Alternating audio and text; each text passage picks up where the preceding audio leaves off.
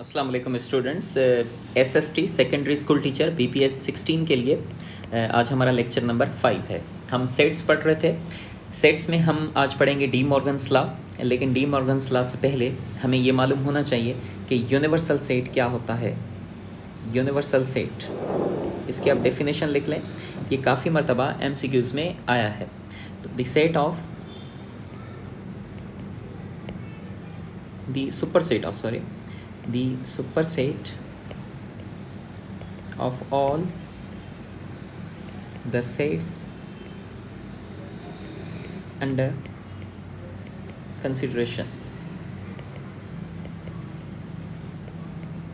is called universal set. For example, अगर मैं कोई एक सेट लिखता हूँ A 1 2 3, कोई B सेट लिखता हूँ 2 3, C सेट लिखता हूँ 2 3 4 और D कोई सेट लिखता हूँ 5 6 और E सेट लिखता हूँ कोई भी 1 2 3 4 5 एंड 6, है ना।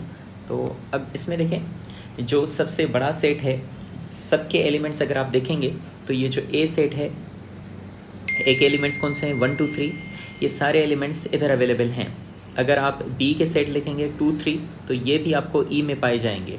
अगर C के देखेंगे 2 3 4 तो 2 3 4 भी इधर अवेलेबल हैं। अगर 5 6 देखेंगे तो 5 6 भी अवेलेबल है। तो आप ये देखेंगे कि A B और C या D के सारे एलिमेंट्स, चारों सेट्स के एलिमेंट्स E में अवेलेबल हैं। इसका ये मतलब हुआ कि A B C and D are subsets of E के ये क्या है, सबसेट्स हैं। या फिर हम ये भी कह सकते हैं कि E is the superset of A B C and D। E जो है इनका सुपरसेट है। अगर E इन चारों का सुपरसेट है तो फिर E को हम क्या कहेंगे, it is called the universal set. मतलब जो भी सब सेट्स में जो सबसे बड़ा सेट होता है तो फिर उसे हम क्या कहते हैं, यूनिवर्सल सेट। ठीक है, तो ये डेफिनेशन है किसकी, यूनिवर्सल सेट की। यूनिवर्सल सेट के बाद हम क्या पढ़ेंगे, complementary of a set. Complementary of a set जो लास्ट लेक्चर में हमने मिस कर दिया था क्योंकि लेंथ ऑफ द वीडियो वो बहुत ज़्यादा हो गई थी, 15 मिनट से ज़्यादा हो गई थी। सो कॉम्प्लीमेंट्री ऑफ अ सेट अगर हम बात करें, बेसिकली ये डिफरेंस ही है।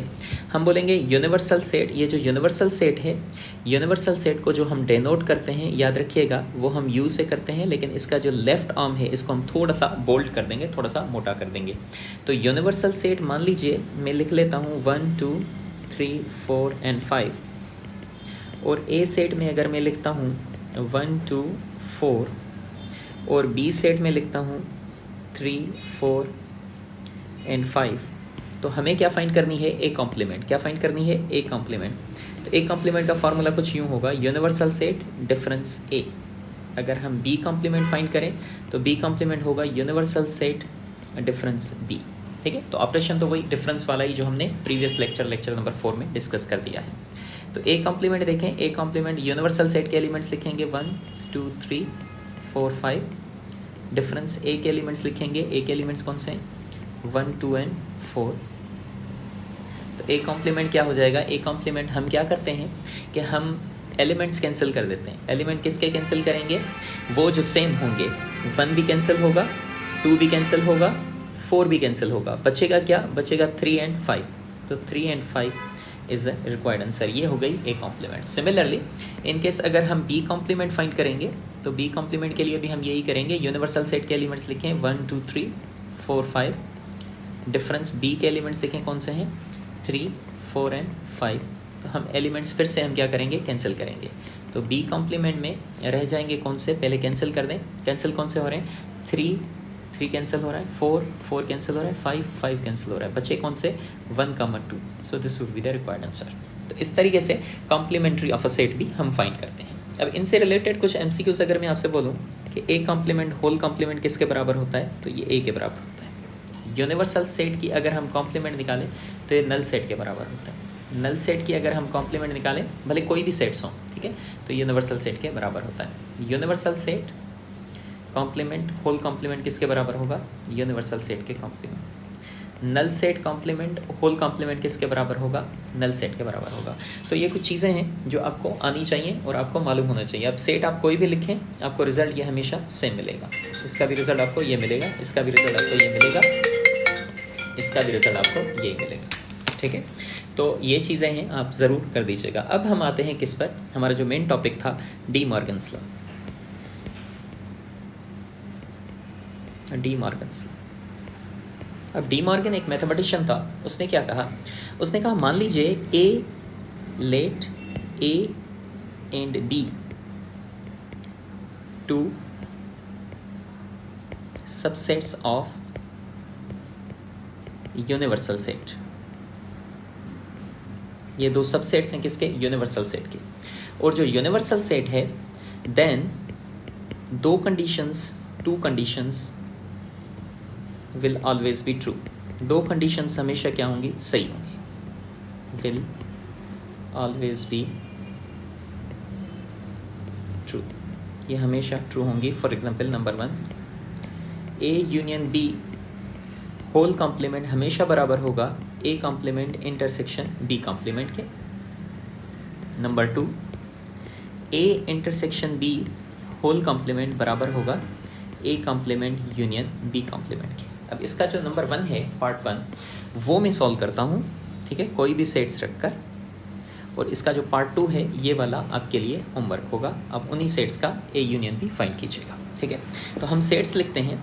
हम सेट्स लिखते हैं, मान लीजिए let A is equal to 1 2 3, B हम लिखते हैं 2 3 4, और हम यूनिवर्सल सेट हम लिखते हैं 1 2 3 4 एंड 5। अगर आप देखेंगे तो ए भी यूनिवर्सल सेट का सबसेट है और बी भी यूनिवर्सल सेट का सबसेट है। ठीक है, और यूनिवर्सल सेट इनका क्या है? सुपरसेट है। अब हम ये वाली चीज़ प्रूव करते हैं। कौन सी? ये वाली चीज़ प्रूव करते हैं कि A union B whole complement is equal to A complement intersection B complement. ठीक है, तो ए के एलिमेंट्स में इधर भी लिख लेता हूँ। A is equal to 1 2 3, B is equal to 2 3 4, and universal set is equal to 1 2 3 4 and 5। ठीक है, अब हम इनको सॉल्व करते हैं। पहले हम लेंगे left hand side. Left hand side में लिखा हुआ है A union B whole complement. A union B whole complement find करने से पहले हम क्या फाइंड करेंगे? हम ए यूनियन बी फाइंड करेंगे। तो देखिए ए यूनियन बी हमें क्या मिलेगा? हम लिखेंगे, ये हम पहले ही ऑपरेशन ऑन सेट्स में क्या फाइंड करके आए हैं। 1 2 3 यूनियन बी देखें क्या है? 2 3 एंड 4। तो ए यूनियन बी में मैंने आपको बताया था कि हम क्या लिखते हैं? सारे एलिमेंट्स लिखते हैं, ए के भी लिखते हैं और बी के भी लिखते हैं, लेकिन कोई भी एलिमेंट हम रिपीट होने नहीं देते। फॉर एग्जाम्पल अगर हम लिखेंगे 1 2 3 और इधर क्या है 2 3 4, तो 2 और 3 नहीं लिखेंगे, सिर्फ और सिर्फ क्या लिखेंगे? इधर 4। तो देखें ए के एलिमेंट्स सारे आ गए हैं और बी के एलिमेंट्स भी सारे आ चुके हैं। तो ये हमें क्या मिला है? A union B. ठीक है, ए यूनियन बी मिल चुका है, लेकिन हमें क्या फाइंड करना है? हमें फाइंड करना है A union B whole complement. तो A union B whole complement जो है वो बराबर होगा, कॉम्प्लीमेंट हम कैसे फाइंड करते हैं? अभी मैंने आपको बताया कि यूनिवर्सल सेट्स में से हम वो डिफरेंस कर देंगे। तो ए यूनियन बी को हम डिफरेंस कर देंगे। तो A union B whole complement जो है वो बराबर होगा, यूनिवर्सल सेट देखें क्या है? 1 2 3 4 5, और ए यूनियन बी हमें अभी मिला है, वो क्या मिला है? ये वाली चीज़ मिली है 1 2 3 एंड 4। ठीक है, अब हम क्या करेंगे? ये जो कॉम्प्लीमेंट है तो ये बेसिकली है क्या? डिफरेंस। तो डिफरेंस में हम क्या करते हैं? कैंसिलेशन करते हैं। 1 1 2 2 3 3 4 4, तो बचा कौन? A union B whole complement. हमें सिर्फ सेट में कौन सा बचा है? नंबर 5 बचा है। तो 5 हम इधर लिख लेंगे, हमारी कहानी इधर हो जाएगी ख़त्म। तो ए यूनियन बी हमें लेफ्ट हैंड साइड हमें मिल चुका है। A union B whole complement किसके बराबर हुआ? 5 के। अब सिमिलरली हम ये वाली चीज़ जो राइट हैंड साइड है, ये वाली चीज़ हम इधर सॉल्व करेंगे। A complement intersection B complement, और इसका भी रिजल्ट क्या आएगा? देखिएगा, इसका भी रिजल्ट क्या आएगा? 5 आएगा। देखिए पहले हमारे पास ये क्या है? अब हम यहाँ पर राइट हैंड साइड लेकर आए हैं। राइट हैंड साइड हमारे पास है A complement intersection B complement. तो पहले तो हम क्या फाइंड करें? पहले हम फाइंड करें ए कॉम्प्लीमेंट। तो देखिए ए कॉम्प्लीमेंट किसके बराबर होगा? यूनिवर्सल सेट डिफरेंस ए। तो यूनिवर्सल सेट क्या है? 1 2 3 4 एंड 5। डिफरेंस ए देखिए क्या है, ए के एलिमेंट्स कौन से हैं, ये वाले 1 2 एंड 3। तो कैंसिल करेंगे, हम कैंसिल करेंगे तो बचेगा क्या, देखिए 1 1 कैंसिल, 2 2 कैंसिल, 3 3 कैंसिल। तो ए कॉम्प्लीमेंट में आपके पास जो रिजल्ट बची है ए कॉम्प्लीमेंट में, वो आपके पास क्या बचा है, सिर्फ और सिर्फ 4 एंड 5। तो मैं इसको इधर लिख लेता हूँ कि ए कॉम्प्लीमेंट हमें क्या मिली है, 4, 5, है ना। इनको मैं डायग्राम ऐसे रेक्टेंगल में बंद कर देता हूँ, ठीक है।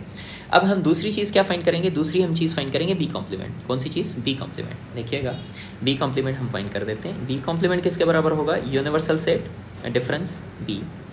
तो बी कॉम्प्लीमेंट यूनिवर्सल सेट हमारे पास है 1 2 3 4 एंड 5। डिफरेंस बी हमारे पास क्या है, बी के एलिमेंट्स ये वाले लिखे हुए हैं 2 3 एंड 4। तो हम लिखेंगे 2 3 एंड 4। तो देखिए बी कॉम्प्लीमेंट में again we what will do, we will cancel the elements 2 2 3 3 4 and 4। अब हम पहले सेट में कौन से बचते हैं, एक बचता है 1, एक बचता है 5। तो हमारे पास ये हमें क्या मिला, बी कॉम्प्लीमेंट। इसको भी हम एक रेक्टेंगल में बंद कर देते हैं। हमें बी कॉम्प्लीमेंट मिल चुका है और हमें ए कॉम्प्लीमेंट भी मिल चुका है। ये ए कॉम्प्लीमेंट है ऊपर और ये बी कॉम्प्लीमेंट। हमें इसका क्या चाहिए, हमें इनका राइट हैंड साइड में हमें क्या चाहिए, A complement intersection B complement. तो ए कॉम्प्लीमेंट देखिए, ए कॉम्प्लीमेंट हमारे पास है 4, 5 इंटरसेक्शन बी कॉम्प्लीमेंट देखिए क्या है, बी कॉम्प्लीमेंट है 1, 5, ठीक है। तो A complement intersection B complement. अब मैंने आपको बताया था कि इंटरसेक्शन में हम क्या करते हैं, वो एलिमेंट्स लिखते हैं जो ए में भी हों और बी में भी हों, मतलब ऐसे एलिमेंट्स जो कॉमन हों ए में और बी में। तो ए कॉम्प्लीमेंट में कॉमन 5 है और इधर भी क्या है 5 है, तो 5 ही एक कॉमन एलिमेंट है जो हम यहाँ पर लिख लेंगे, ये 5 बस। बाकी इधर 4 है तो उधर 4 नहीं है, इधर 1 है तो उधर 1 नहीं है। तो जवाब आपके पास क्या आया है, जवाब आपके पास आया है 5। तो आप देखेंगे तो ये जो लेफ्ट हैंड साइड हमने बनाई थी ये वाली चीज़ ऊपर वाले में ये, और अगर आप यहाँ पर आएँ तो ये चीज़ आपको क्या मिली है, सेम, है ना।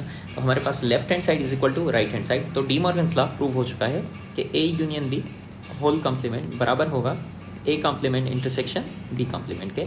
दोनों के रिजल्ट क्या आए हैं इधर 5। तो अब कोई भी सेट लिखेंगे तो उधर आपको रिजल्ट लेफ्ट हैंड साइड और राइट हैंड साइड आपको क्या मिलेगी, सेम मिलेगी, ठीक है। तो ये हो गया हैंस वेरीफाइड या hence proved. Hence verified, verify हो चुका है कि left hand side right hand side बराबर हो चुकी है, ठीक है। तो ये चीज़ें हैं। अब इनसे रिलेटेड अगर मैं एमसीक्यूज लिखना चाहूँ फॉर एग्जांपल, है ना, तो एमसीक्यूज फॉर एग्जांपल मैं एक लिखूँगा कि भाई ये आप मुझे बताइएगा कि इसका जवाब क्या होगा। लेट, मैं यहाँ पर लिखता हूँ इफ़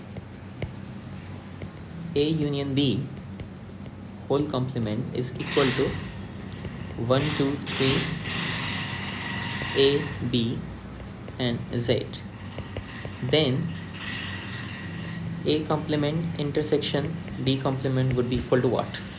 Option A 1 2 3 से लेकर 10 तक, option B 1 2 3, option C A B C 1 2 3 and Z, या option D A B Z 1 2 3, या option E none of this, ठीक है। तो इसका जवाब आप मुझे ज़रूर बताइएगा। ये आपके लिए होमवर्क है, ये आपके लिए होमवर्क है, इसका जवाब क्या होगा। और दूसरी बात क्या कि ये मैंने जो सेकंड प्रॉपर्टी थी इसकी डी मॉर्गन्स लॉ की, वो मैंने प्रूव नहीं की। मैंने कहा था ये भी आपके लिए होमवर्क है। किसी भी सेट्स के लिए या इन्हीं सेट्स के लिए आप ये भी प्रूव करके आइएगा कि A intersection B whole complement is equal to A complement union B complement के बराबर होता है। वैल्यूज़ रख के ये आप ज़रूर घर पे कर दीजिएगा, आपकी प्रैक्टिस अच्छी हो जाएगी। Thank you very much. अगले लेक्चर में मिलते हैं, लेक्चर नंबर 6 में। अल्लाह हाफिज़।